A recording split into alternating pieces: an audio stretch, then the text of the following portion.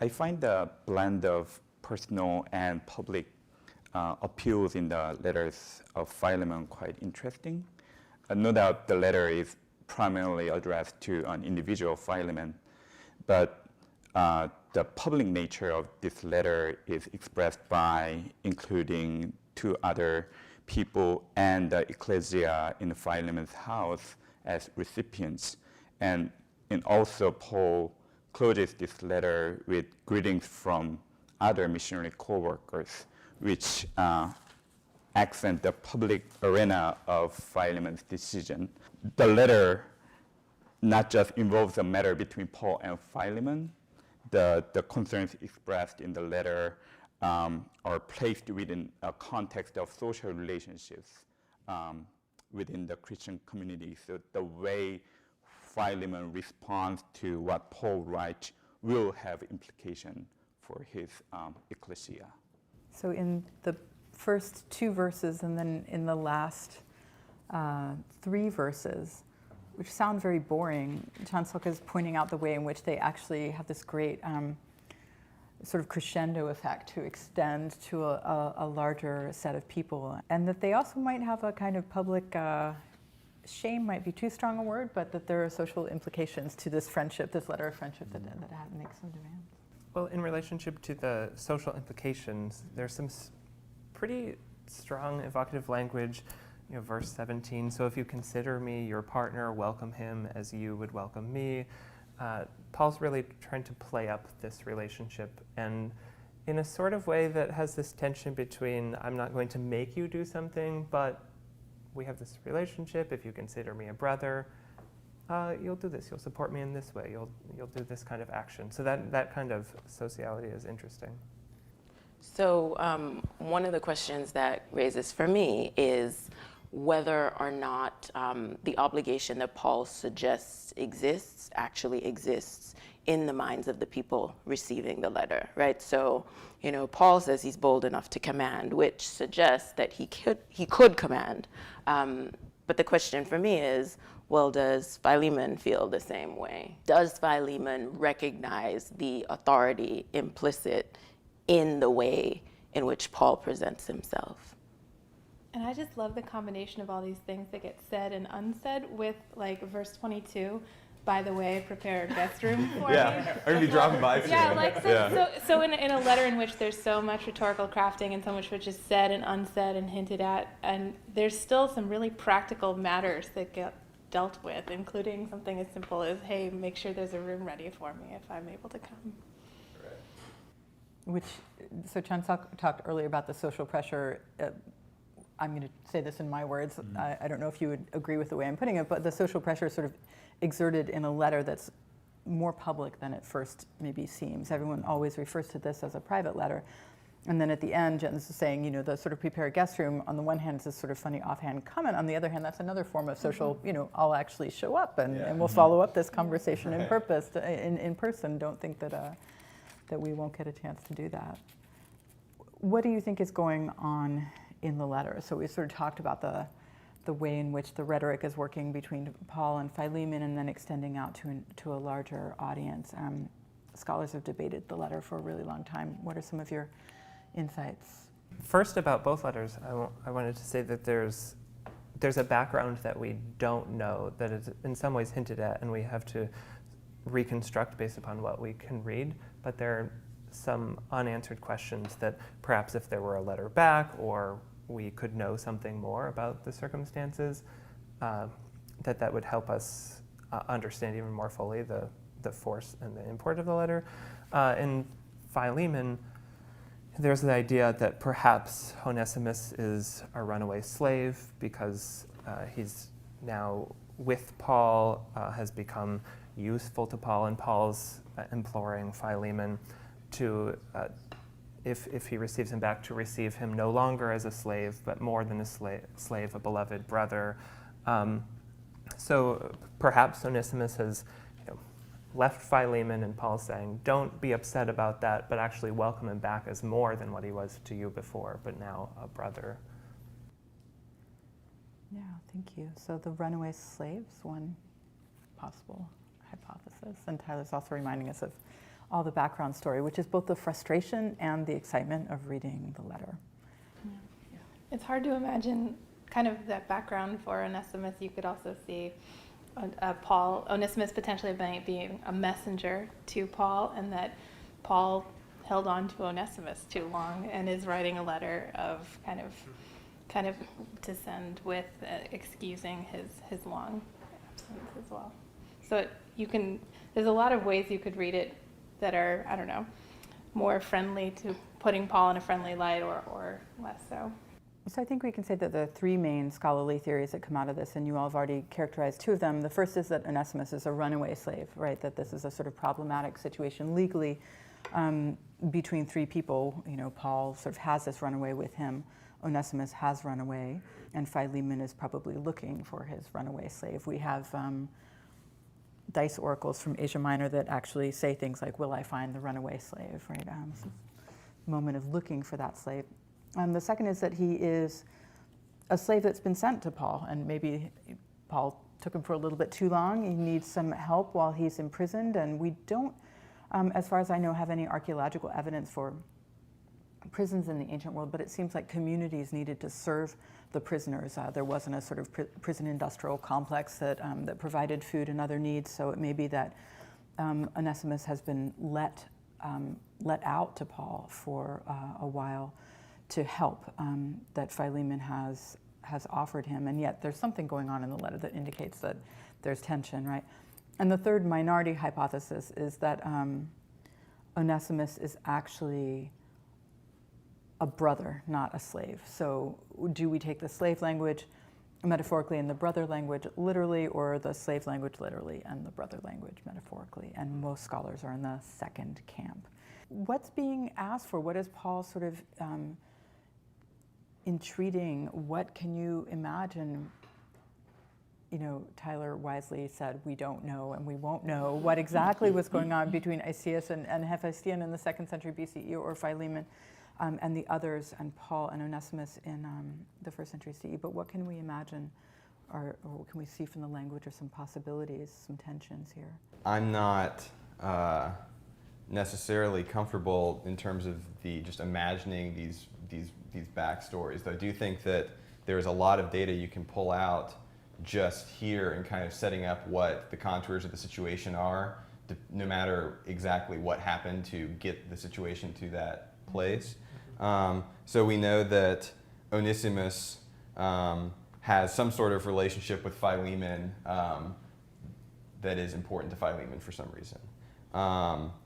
Onesimus has been with Paul for a while. Paul is in jail. There seems to be some sort of monetary implications in Onesimus being separated from Philemon and being with Paul, or some sort of other situation which is going to make Philemon angry that Onesimus has been with Paul. So this letter that Paul is writing to send back with Onesimus is almost like you can imagine Onesimus standing before Philemon and presenting this letter, like, don't be angry, read this first. And Paul is playing this role of, hey, you know, hold up for just a second, let me explain this situation. And by the way, you should, forgive Onesimus and take him back as a beloved brother, because of whatever Philemon and Paul's relationship is. So I think there's a lot going on in all of these, little data points that I think we can kind of plot out to get a sense of what the immediate situation is, even if the background context is, hopelessly lost to us. What I find interesting is he evokes duty, for instance, right? So whatever Paul is asking Philemon to do, Paul considers it his duty to do. And I think that also ties into the social context of all of this. He also mentions that Paul also mentions that he wants the good deed to be voluntary and not forced. And so rhetorically, I find that interesting in the sense of there is some value being placed on things like duty, there's some value being placed on people doing things voluntarily, which leads me to ask a bit about I guess, the background, which we've already said we can't know, of some of those thoughts, particularly within the context of the time and place that the letter is being written. So then to specifically kind of hone the question you're asking, then, it's what sort of relationship would Paul have to Philemon such that he would feel entitled to this kind of duty, or at least claiming this kind of duty? Or what types of relationships exist within the society Right. wherein this language is even valid, Sure, right? yeah. So The obvious next question is, what are the possibilities for different types of relationships? So like, what is the duty here, right? Like, is the duty to free him? Is the duty to accept him back? Because part of it is not fully clear what Paul is asking Philemon to do, right? So he's asking him to accept him back, but he's asking him to accept him back as a brother rather than as a slave, even as much more than a slave. And so if we stay with the idea that Onesimus may actually be a slave, what are the legal implications of what Paul might be asking Philemon to do? I think one place we might look is 18. If he has wronged you in any way or owes you anything, charge that to my account. So maybe him being away for this certain amount of time has cost Philemon in some way, whether or not that's whatever it cost for Onesimus to survive and take care of Paul while he was with Paul, or whether that's business lost to Philemon that Onesimus could have been doing on his behalf, or all of the above. Paul's asking, sort of let that go, charge it to me, don't put that on Onesimus. Yeah, and we do have evidence in Roman law of regulations governing slaves being rented out for labor. One of the things that I found funny, I don't know which one of you mentioned it, but this question of to say nothing of owing me even your own self, right? That kind of forceful rhetoric that comes immediately after what Tyler just pointed out, inspired by Heather's question, this sort of charge it, put it on my tab language that we can say, do we understand that metaphorically? Do we understand that concretely as a kind of cash payment? As the Roman law discusses in other cases. One of the things that strikes me as very interesting at the end of verse 19 is that one manuscript at least adds the phrase, in the Lord, nothing of owing me, even your own self in the Lord, as maybe some early Christian communities ask the same question we're asking, like, how do you owe yourself? This seems to be literal financial language. Maybe we should explain that it isn't. At least one early Christian community wanted to go in a direction of a more metaphorical understanding of owing me even your own self. What does that possibly mean in a context where it does seem like we're talking about a slave concretely? I thought it was worth us mentioning that Onesimus is a name that Paul explicitly talks about the pun that's made on Onesimus's name in verse 11. I think we are talking about a slave situation here, although we can never definitively know, and that's part of the humility of interpretation is thinking, well, we can know quite a bit and accumulate as much data as possible, but we're not there, we don't know the concrete situation. But Paul makes the pun in verses 10 and 11, I appeal to you for my child Onesimus, already an interesting move, right, to talk about it as Onesimus as a child, whose father I have become in my imprisonment.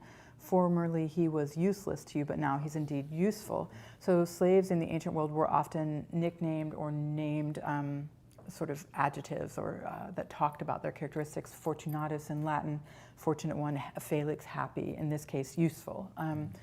And that indicates that he's likely is a slave, just in terms of the kind of what we call onomastic data, right? On the basis of the name alone, it's likely. I would just, to kind of tie together point I made earlier and then a point that Jen made, I do think that the sort of rhetoric of this kind of ramps up as we move through it. As we said earlier, early on the letter in verse 8, verse 9, he's saying, I could command this to you, but I'm appealing to you to do this voluntarily on the basis of love. But then by 19, we get this line that we've just been puzzling over a little bit. I say nothing about your owing me even your own self. So when I'm saying put it on my tab, I'm not saying anything about the fact that you owe me a lot more. But then just immediately after that, confident of your obedience, I am writing to you, knowing that you will do even more than I say. So he's saying, I've already asked all these things of you, and I know you're going to do me one better than that. And then, by the way, verse 22, prepare a guest room for me, for I am hoping through your prayers to be restored to you. I'm going to be dropping by soon.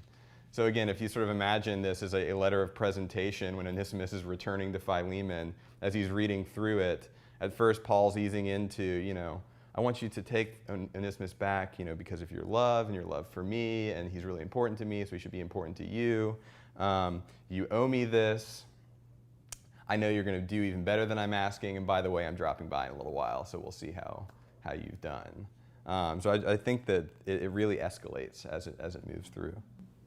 Yeah, and I think some of what you all were hinting at and talking about in showing the social context is how do we understand the relationship, you all asked this question before, between Paul and Philemon. We can't ever know for sure what their relationship was, but there are at least two ways to ask about it from what we know about broader social relations in the Roman world. One would be, is this a patron-client relationship? Is there any kind of expectation that one person has more power and the client is the patron and the client is obligated to offer certain things? And if there is a patron-client relationship, on what basis is that? Clearly Philemon isn't the freed person of Paul. Paul, from what we know, is probably not of the most elevated social status.